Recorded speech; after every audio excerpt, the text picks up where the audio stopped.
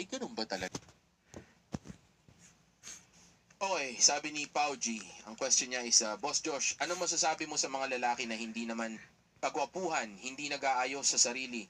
Parang hindi naliligo at walang trabaho pero maganda at malupit yung chicks.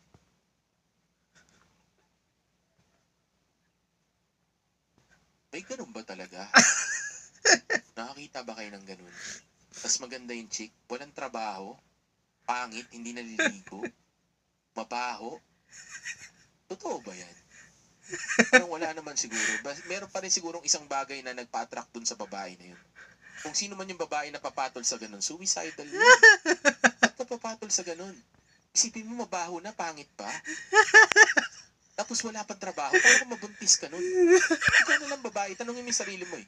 Ay, kumbaga wag ka na lang magpa-amaze sa sarili mo eh. Totoo ba yun? Pero kung totoo man yun, merong isang bagay na nakita yung babae